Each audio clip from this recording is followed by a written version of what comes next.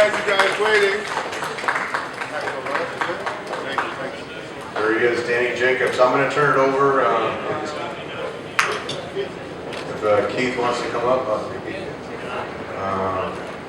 What can I say? As you heard from Gennady, I mean, both of these guys fought their heart out in such a high level, world-class fight. You know, nothing but respect for what Danny has done inside the ring, outside the ring, the way he conducted himself through the whole promotion and his entire team. So I'll turn it over to his manager, Keith Connolly, and then you can open it up for questions with Bernie for both Danny and Keith. Thanks, guys, for waiting around. I'm so proud of Danny. I mean, I don't even know what to say. It was a close fight. It was a good fight. I thought he won. I thought he outworked Gennady. I don't know what the punch stats were, but anytime Gennady hit him with a really hard shot, Danny seemed to come back with 2 or 3 of his own. So I couldn't be more proud of him. I pictured a victory coming into tonight, and that feeling of pride I would have had if we had gotten the decision. I'm prouder the way I feel inside right now than the way I thought I would if he had won the fight. So I'm proud of you, and I love you.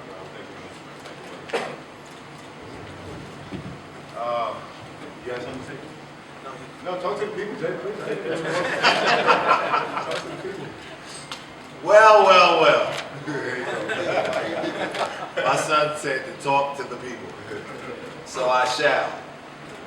We came into this affair with very little chance of winning by your standards, but Team Jacobs knew from the point that we started training camp until we actually entered that ring that we were ready to win. And Danny showed tonight why he is not just an elite middleweight, but a world champion middleweight.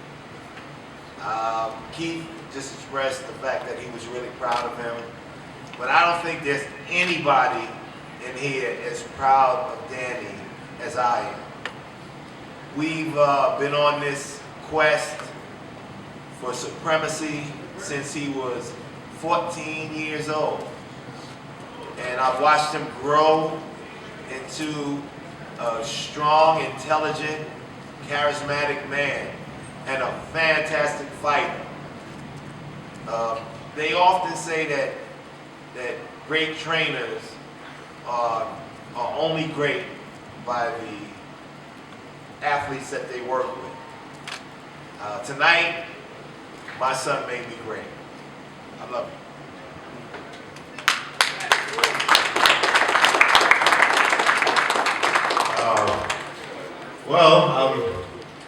I'm really proud of myself that I went in there and I gave it all that I had, and I showed some moments of true grit.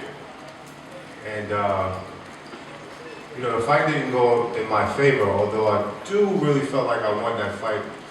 I mean, I definitely think it at least could have been a draw, to say the least. But it didn't go my way, and I won't complain. But I'm happy that, like I've said inside the ring, that the fans ultimately were the winners, because that definitely wasn't a dull fight. We traded, we boxed, and we used our skills, and we entertained everyone. So that was our job, and I felt like we did our job 110%. I'm grateful for this opportunity, and I know that with the performance that I had now, that it's not over for me, that the future is that much brighter, and we're going to continue to keep pushing. So thank you guys for all the support leading up to the fight, all the media coverage that we've had. You guys keeping this boxing thing alive. It's you guys, and it's your responsibility to make sure that we do it the right way, or that you do it the right way, and I appreciate and applaud you. But boxing is boxing. Anything can happen, and I definitely think I shocked a lot of people tonight, because going in I was definitely the underdog, and I had no chance. So I prove who I am, and I prove what I can do. What all I can do is look forward to the future. So thank you guys very much, and I guess we can start taking some questions, and we're going to do the hand thing. Andy, to your right, congratulations on a great fight. Thank you. I wonder, first of all, if you feel like you come out of this enhanced, even though you lost the fight, that your reputation is higher than it was going in? I got that Bruce Leroy blow, man. I really feel like, this was a win-win situation for me. Because when you're the underdog, it's like I was, and when you go the distance and you fight back and you hurt the fighter and you show what you have inside of you, this is boxing. Sometimes you win, sometimes you lose, but it's ultimately about making fans and pleasing everyone and showing that you're a crowd-pleasing fighter. And then the second thing I wanted to ask you is, you see sometimes guys, they won't take fights unless all the terms are in their favor. And you took a fight that necessarily the terms weren't in your favor. And so do you feel like if more guys would do that, that the sport itself would be better and that the boxing will be in a better place than it is currently? Yeah, absolutely. I think boxing has turned out to be more of a business because it's more lucrative than it ever been before. So certain popular fighters kind of take advantage of that. But I understand that I was in a position where I had to earn my respect and I had to go out there and face the best, even if the terms wasn't really in my favor. I'm happy with the negotiations and how things went for me. And like I said, I just go back to the drawing boards and see if we can get the rematch or see if we can move forward. But I definitely think this was a win-win situation for me. Danny, I'm sure there was a part of you that wondered coming in what Golovkin's power would feel like and how you would react to it. After going through 12 rounds, what did it feel like and how do you feel you reacted to it? It wasn't what everybody made it out to be. It definitely wasn't this boogeyman, knockout artist that everyone is saying. And even when I got dropped, they said I got pushed a little bit. I did get hit, but I would have to go back and see it. But I wanted to go trade with him right there because it really didn't hurt me. I really didn't get hurt like I thought. If he landed one of those shots, it would be over, And I won't say he's the biggest middleweight, but he's a fair-sized middleweight. And I knew going into the fight that I would be the bigger man. And we outlanded him in punches. We threw more punches. We just overall, was successful with the game plan. He was a tough fighter. I knew he was going to come forward, but he showed respect. He didn't come forward disrespectfully like he did every other fighter, the 23 guys that he's knocked out. He showed respect, and my boxing ability demanded that respect, and also my power. So I'm happy, I'm proud. All I can do is not cry over bitter belt. Salvo, sorry. Do you remember the first power shot you took what round it was like and how you react to it? Man, I got hit with an overhand right in the back of my ear, And I don't know if I was down or what it was, but I just said, okay, this is what we're working with. Okay, it's not that bad. We can work. And as you've seen, I've showed times where I wanted to go toe-to-toe. And I was gritting at him, I was, let's go. There's nothing that he did that stopped me from being confident, stopped me from my game plan. If anything, I just switched southpaw, and he's shown vulnerability there as well. I'm happy. I'm really happy with my performance. I want to go back and watch the tape to see, because I'm my biggest critic as well. So I'm really fair with if I lost, I lost. But in my heart, I really felt like I really didn't lose this fight. Danny, just to follow up on that, did I understand you say that you thought the punches would be harder before you got hit because of everything that had been said and written? The way you guys make it seem like, so None of us I got was just it. like, man, this guy is really the boogeyman. Did he really knock out guys with one shot? I was like, man, so this is what it's all about? When I got hit, I was like, okay. Even when I got knocked down, it was just like, let's go. I stood toe-to-toe right after I got knocked down. Is that why your confidence seemed to grow as the fight went on? Absolutely. When it's the unseen, you don't know. You have to plan. You have to be cautious. You have to do it round by round. That was our plan, was to win each round. But do it cautiously. Not going there reckless and just because I had knockouts as well, go in there and try to stop a guy. So, It's all good. And Danny, when you talk about the respect that he had to show you, how much of it had to do with your hand speed, making it tough for him to stay inside where he normally does? I think it was the hand speed a lot. I'm not sure which one it was the most, the power or the hand speed. But I did land sometimes at will with my jab, and especially when I was southpaw. I mean, at times he really couldn't touch me. But I'm not sure if the judges seen him throwing harder shots or however they were judging it. But at the end of the day, I'm happy with my performance. If we can do it again, I would love to. Danny, was that the plan for you to go southpaw before it was something you decided during the Yeah, fight? I mean, if you ever seen him fight a southpaw, he's always showing vulnerability. Kasim Umar, Monroe, this guy named Ivan Gardner, that really showed me some flaws in him. And I was just like, I'm really good at switching southpaw, so, you know, let's go in there and switch it up and confuse him. And that's exactly what I felt like we did. One thing about that, Danny, with the southpaw stance, while I asked Hold on, did you think I won Dan?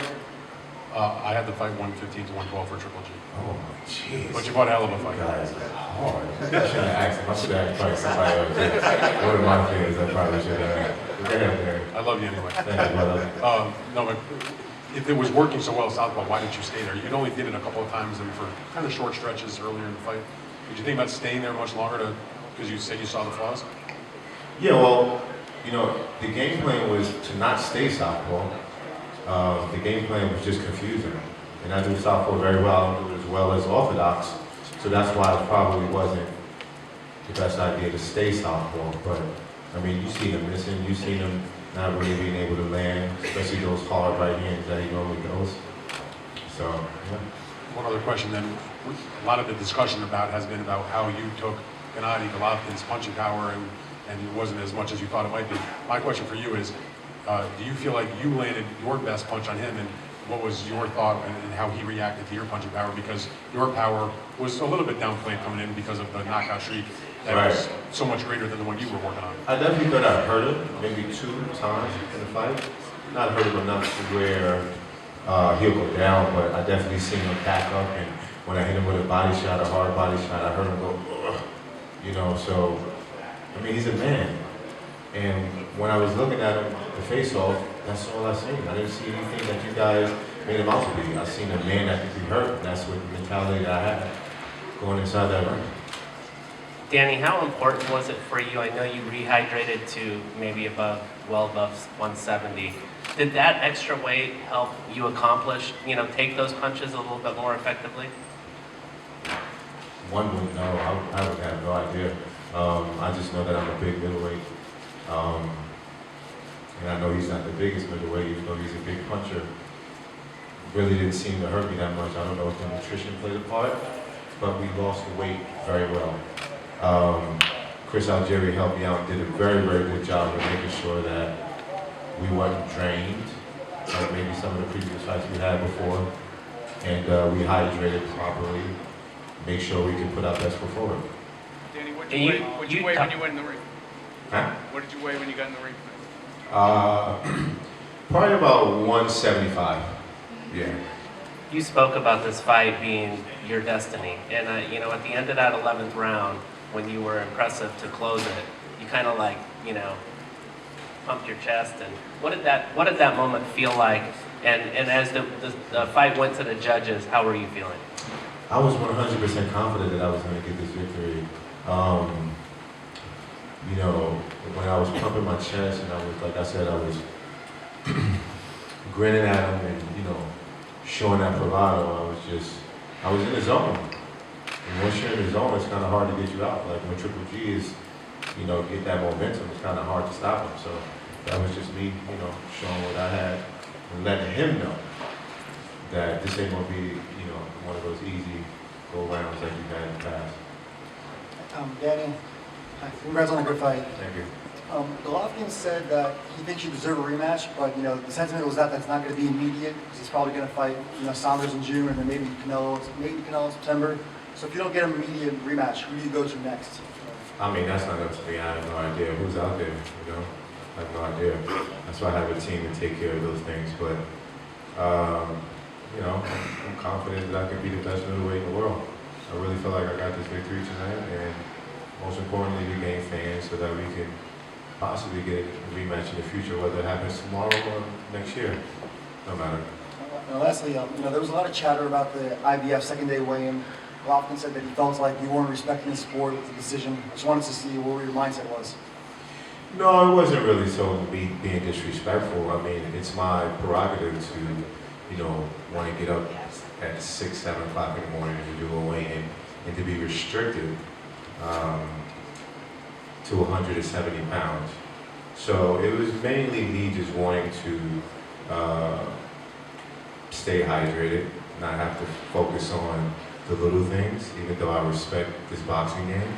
I respect all sanctions and their ruling, but for me, I really wanted to focus on this fight, and we had a game plan, and we wanted to make sure, we use our size and we have the best possible nutrition that we can. And waking up early for me was just a hard thing to do, not because we were overweight, but I didn't want to have an issue whatsoever. Keith, Danny, Andrew, we're not chance to get out. It's about 3 o'clock in the morning. Oh, So is it? thank you very much for your time. Thank you, guys. Congratulations on a great promotion. Great fight.